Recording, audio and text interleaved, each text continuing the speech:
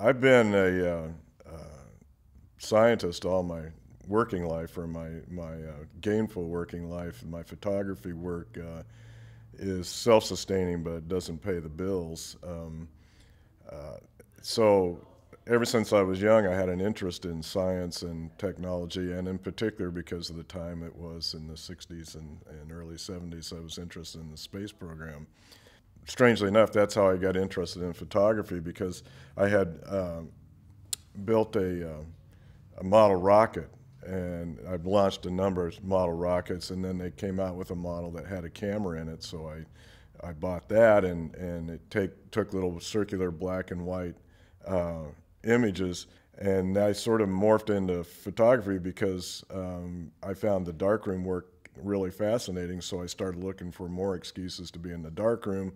Then, I was in school, I was studying science, math, and when I went on to college and in graduate school, I sort of got away from photography, worked in the sciences as a statistician, I have a PhD in statistics, and didn't get back to it till I got close to early retirement age, and I started doing photography again. And I'm all self-taught with a little bit of instruction from my father to get me started. Then I read a lot. My last art class was in the 7th grade. I've never had a photography class, a formal one. Went to a couple of one-day workshops, but everything else has just been self-taught through experimentation, and I read a lot, and just like working that way. And I work mostly in black and white, although this show is mostly color. I do work more in black and white, but the Photoshop makes it very easy to work in color, whereas to have a color darkroom of your own is extremely difficult compared to doing a black and white darkroom. So it offers a whole lot of opportunities that I didn't have before, and so I just jumped on that bandwagon and been going at it great guns since I picked it up. The title, Synthesizing Icons, has to do with taking animals as icons and then combining them in a lot of cases with some of the photographs with other icons from mythology, from religion, from what have you. There's one of the photos in the show has a yin-yang symbol in it. Another one's got a Chinese symbol, which appropriately happens to be the Chinese symbol that they use to represent crows and ravens.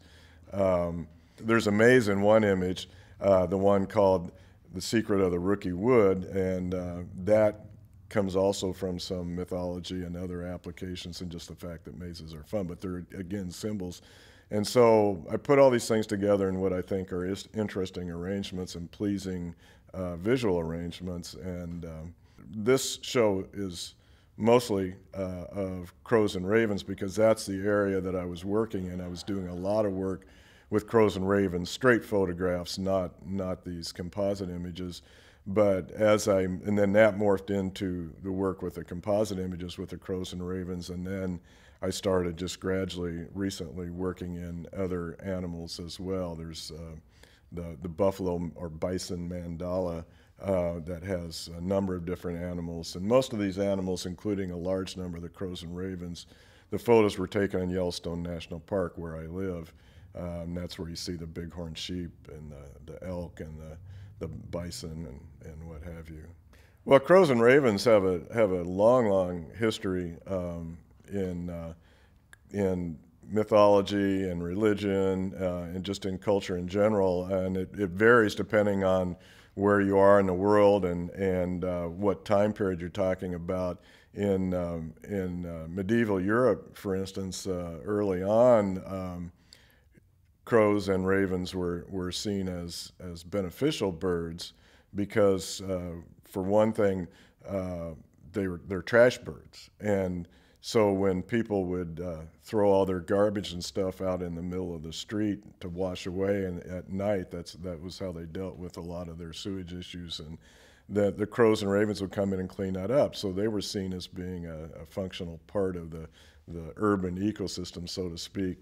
But then at some point, they developed a much more negative connotation because they came to represent death. Because if you go out on a battlefield and there's a lot of bodies laying around. It doesn't take long for the crows and ravens and other carrion eaters to come in and start cleaning those up. So then they became bad omens, and but then a different point in history in a different part of the world, the Native Americans, northwest United States and up into Canada and even up in Alaska, they figure heavily in their art and in their stories. And in fact, there's an image that I have, a single image of a raven, actually a crow, excuse me, with a red berry in its mouth, and it's in this image in here. It's called Crow Mandala. But the original image was just of a single crow with a berry in its mouth, and that was a photo that I was sort of hunting for the opportunity to take that, because I had remembered the myth in the Northwest Indians. It's a creation myth. It's called Raven Steals the Sun or something similar to that. And so a lot of the drawings or the artwork in those tribes that follow that myth will show a raven with a red sun in its mouth, and it's a very striking graphic symbol, the black crow with a bright red ball in its mouth. And I thought, wouldn't that be cool to get that as a photograph? And it wasn't too long after I came to that realization that I had the opportunity to do that. And then that single image then became the basis for this crow mandala that's in this show. If you Google mandala, I mean, the traditional one that I think of is the Indian mandala, and I'm talking about the continent of India here, not North American, native North Americans, but and they have very intricate patterns and designs, religious connotations typically. But like I said, if you Google that, you come up with all sorts of adaptations of that through time, and it's come to represent more of just a circular image of some sort, and usually, but not always even that, usually with a repetitive look of some sort, and almost like a sort of like a kaleidoscopic look, or in the case of my images that are of the circular shape, you'll see components of the image just sort of flipped over and repeated around to get a pattern, and then that's supplemented with other little aspects too. So if you look at the various images in the show, some of them are pretty straightforward images. The elders with the two ravens sitting on dead trees in Yellowstone, that's a pretty straight image, but then with a very colorful, in this case, green background on it. And that was that's sort of the basic kind of composite that I do, where you just take a straight image with a light colored background. In this case, that background was almost white because it was steam coming from the geyser basin at Norris Geyser Basin in Yellowstone National Park, and that's what killed the trees, was the hot water and the steam. So it's a pretty striking image on its own, but I felt that adding a background and doing it in color instead of black and white, which I had originally done it, added another kind of interesting look to it. So that's on one extreme, and on the other end of the extreme, you take like this bison mandala. I just totally extracted separate images of the various animals and put those in a circular mandala arrangement. Actually, when I started doing the composite stuff, the very first one that I did was the Crow Mandala one. So it was a very structured one. And from there, I went into kind of both directions, and the things that were even more structured and had even more intricate components, but also back to these ones with the simple background.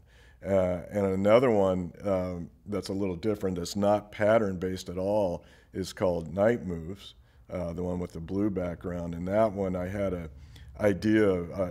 I'm always trying to get photos of just big flocks of ravens or crows flying together, but I have enough individual pictures of crows and ravens flying that I can just make my own. So I did that, and then I got this idea in my head somehow to make it a kind of a night image, and so I put this blue background on it.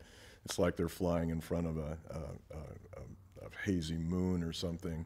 So there's that one, and then there's some other ones, like there's one that's called Mobius Crow, where I get a lot of strange ideas about what to do with these things while I'm out on my walks. I walk almost every day where I live, and I one day just got this idea that wouldn't it be cool to make a Mobius strip with crows flying around this endless strip. That thing about a Mobius strip, it's a mathematical structure, I guess you call it, that where there's only, it looks two-dimensional, but there's really only, or two-sided, there's only one side, so you can travel the whole surface area of this strip without ever having to flip over to the other side.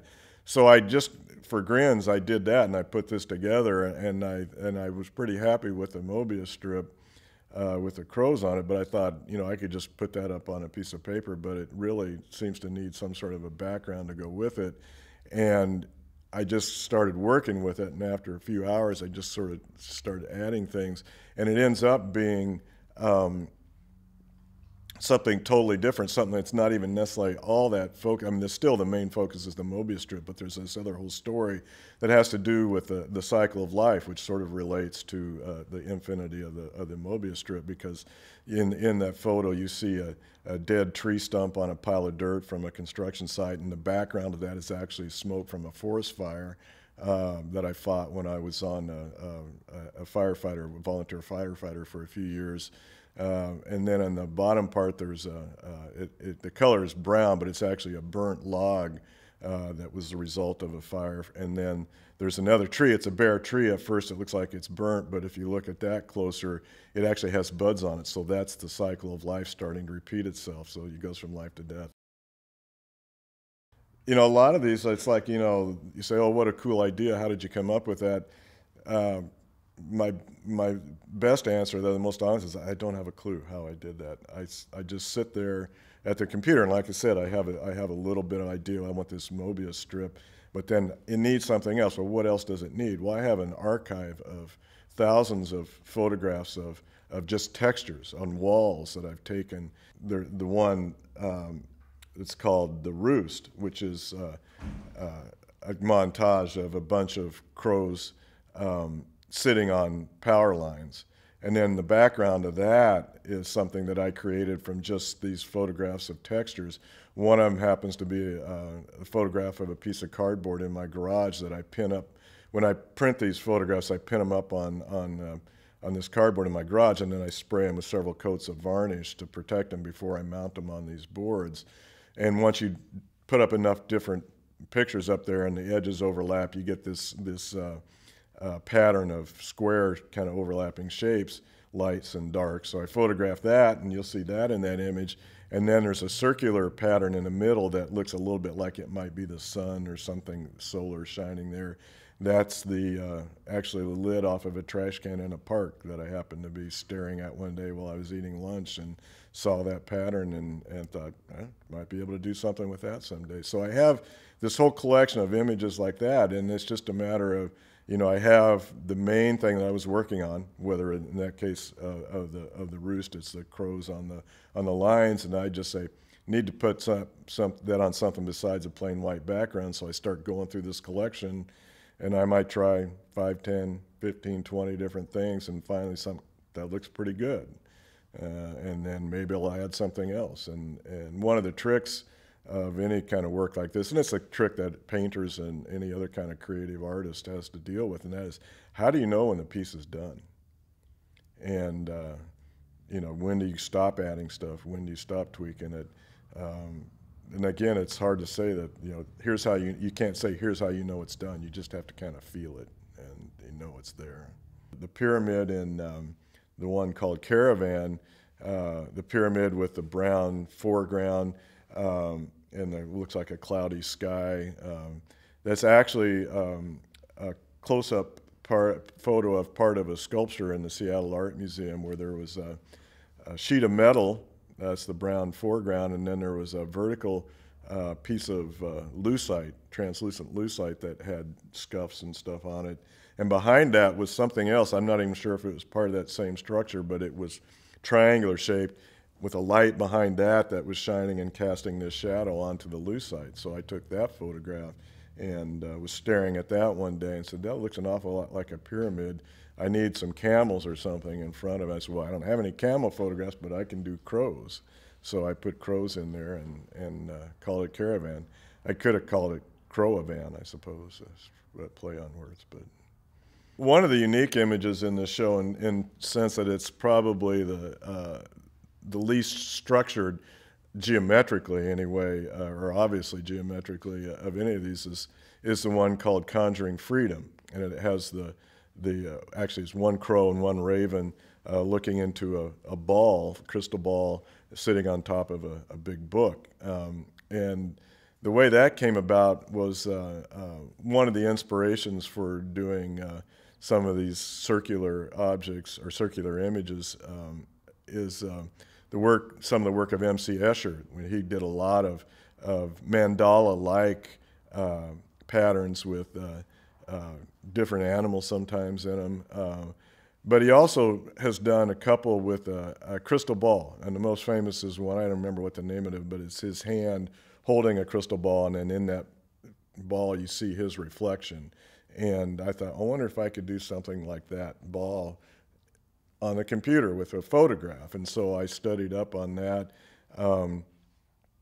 figured out how to make take a photo and basically on the computer wrap it around a sphere and make it look like that, like it was on the outside of the sphere. So, okay, well, now what I'm going to do with it? So I just took a photograph that I had almost at random of two ravens, I think they're ravens, flying in front of a mountain that has some trees and patches of snow on it, wrapped that around the sphere and said, okay, well, now I need to put that in some context. And this is in one of those cases where I just started flipping through images that I had and just thinking, would it work with that? Would it work with that? And I have no idea what took me back to a trip to Paris about 3 or 4 years ago. And I had this photograph of this book sitting on top of a table lit by a candle. It's actually a fake candle, but in this old room in a historic building in Paris. Okay, crystal ball, wizards, magicians, whatever you can think of associated with a crystal ball. And I said, okay, well, I put that, and I may have actually seen another image of Escher's or somebody's where there was a ball sitting on a book. That's possible. I seem to recall that now that I talk about it. And I said, well, I'm going to do that. So I put the ball on this book. And I thought, okay, well, now I've got crows, I got ravens inside the ball, but they're not all that distinct. Maybe I need something more distinct. So I got this idea, put one on the outside of the ball looking in. So I ended up one crow and one raven in there, and I put two because it seemed to balance it a little better. And they're looking in that ball and staring intently. And so putting all that together and working with it, that's where I got the idea of, a magician stuff. So these are captive birds that are trying to conjure up a spell from this book of spells belonging to the wizard that will allow them to gain the freedom that they see inside of this gazing ball. And that's the story that evolved for that. That was absolutely not in my mind when I first started. Originally, it was just, can I make a sphere? And then can I do something interesting with that once I figured out how to do it? It's another example of the technical and the creative side mixing together. The technical part is how do you diddle with Photoshop to get it to do the sphere. And it was a very fun project. It took a lot of hours just to kind of work through all that. And then, once I put all the pieces in there, you got the shading from the birds and stuff that you have to get to look just right so it all looks like it's one scene as opposed to some of these other ones where, you look at a straight mandala, it's obviously pieced together from various aspects, but this particular one, you don't want to get that pieced together look at all. It's just the opposite, so.